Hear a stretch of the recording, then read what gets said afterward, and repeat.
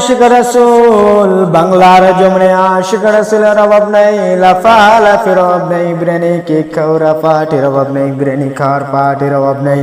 বাইরে সাহাবায়ে কিরামদের জীবনী পড়ো, সত্যিকারের আশিক রাসূল কারা প্রমাণ হয়ে যাবে।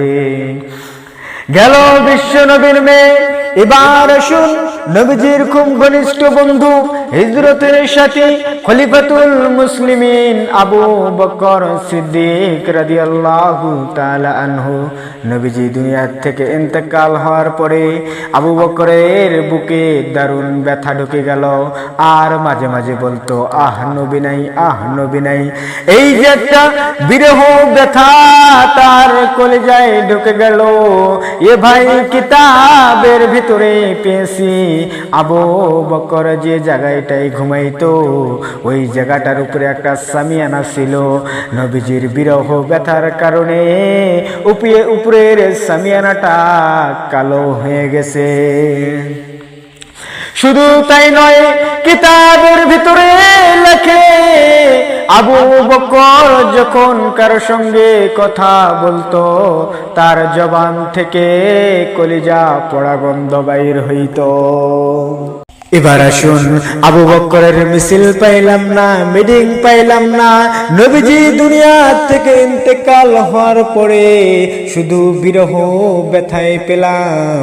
এবার আসুন, নবীজির মসজিদের মুয়াজ্জিন ছিল হযরতে বিলাল রাদিয়াল্লাহু তাআলা আনহু। নবীজি দুনিয়া থেকে ইন্তেকাল হওয়ার পরে বিলাল কি করেছে এটাও আমাদের জানা দরকার আছে না নাই? এ ভাই, নবীজি মসজিদের মুয়াজ্জিন ছিল রে। বিলাল আল্লাহর নবী দুনিয়া থেকে ইন্তেকাল হওয়ার পরে বিলাল মদিনায় আর আজান দেয় না, বিলাল মদিনায় আর আজান দেয় না। বিলাল বলে, যেই মদিনায় আমার নবী নাই, আমি বিলাল সেই মদিনায় আর থাকবো না। সেই মদিনায় আমি আর বিলাল কোনোদিন আজান দেব না।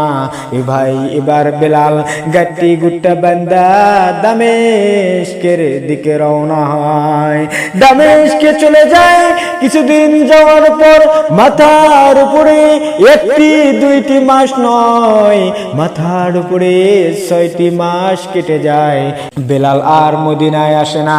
একদিন নবীজি স্বপ্নের যুগে বিলালকে দেখায় দিল, এরে বিলাল, কত মানুষ আমার রোজায় এসে সালাম দেয়, আজকে 6টি মাস হয়ে গেল আমি নবী বিলালের সালাম পাই না।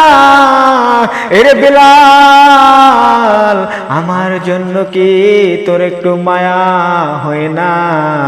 আমার জন্য কি তোর একটু দয়া হয় না? এরে বিলাল, একটু আমার রোজায় এসে সালাম দিয়ে জানা।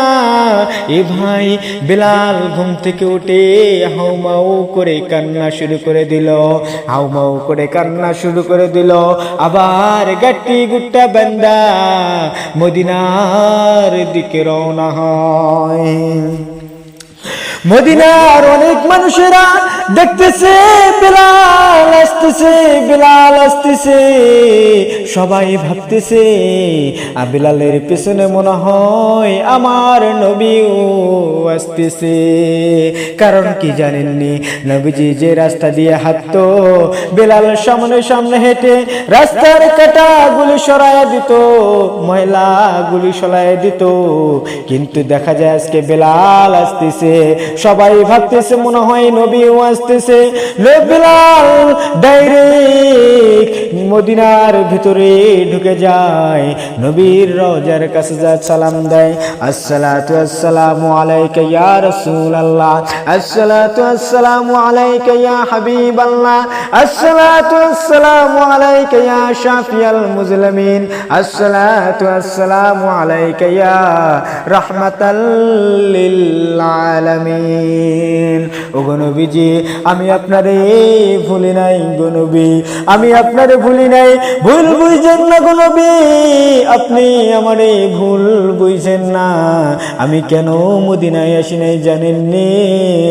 যে আমি বিলাল মদিনায় আজান দেব আর আমার নবী নামাজ পড়াবে না, অন্য ইমামের পিছনে আমি বিলাল নামাজ আদায় করতে পারবো না, না না না, এটা সহ্য করতে পারবো না। এই জন্য আমি মদিনা ছেড়ে দামেস্কে চলে গেছি। এই কথা বলার পর বিলাল আবার গাট্টি গুট্টা বান্দা আবার দামেস্কের দিকে চলে যায়।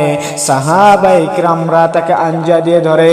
সাহাবীরা বলে, আরে বিলাল আজকে 6টি মাস হয়ে গেল রে বিলাল, তোমার কণ্ঠে মদিনায় আজান হয়ে দেয়, তোমার কণ্ঠে মদিনায় আজান হয় না।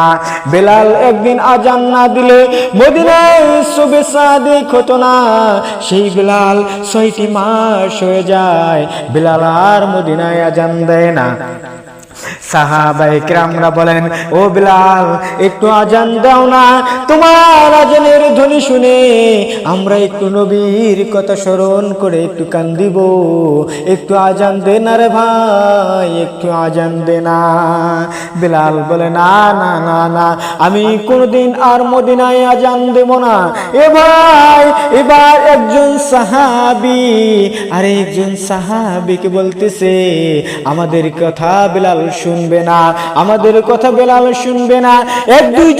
দুইজন সাহাবী আছে রে, যেই দুজন সাহাবী যদি এই বিলালকে আজান দিতে বলে বিলাল কিন্তু না করতে পারবে না। সেই দুজন সাহাবীর নাম হলো হাসান আর হুসাইন, নবীজির কলিজার টুকরা নাতি হাসান আর হুসাইন।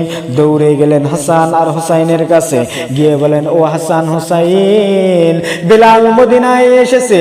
বিলালকে কত বললাম, বিলাল একটু আজান দে না, বিলাল আজান দিবে আর আমরা নবীর কথা স্মরণ করে তোমার নানার কথা স্মরণ করে একটু কান্দিব। বিলাল আমাদের বিলাল আমাদের কথাই শোনে না, তোমরা দুই ভাই যাও না, গিয়ে একটু বিলালকে বুঝাও না, বিলাল যেতে মদিনায় আজান দেয় আর আমরা নবীর কথা স্মরণ করে কান্দিব। এবার হাসান আর হুসাইন দৌড়ে গিয়ে বিলালের দুই ভাই দুই হাত আঞ্জা দিয়ে ধরেছে, গিয়ে বলেন, ও বিলাল একটু আজান দাও না, একটু আজান দাও না, তোমার আজানের ধ্বনি শুনে আমরা একটু নবীর কথা স্মরণ করে একটু কান্দিব, আমরা একটু নানার কথা স্মরণ করে কান্দিব। এবার বিলাল চিন্তার ভেতরে পড়ে গেল, যেই দুজন সাহাবী আমার হাত আঞ্জা দিয়ে ধরেছে, এই দুজন সাহাবীদেরকে আমি যদি না বলি তাহলে কাল কিয়ামতের কঠিন মুসিবতের দিনে আমি বিশ্ব নবীর কাঠগড়ায় আমি লজ্জিত হয়ে যাব, আমি অপমানিত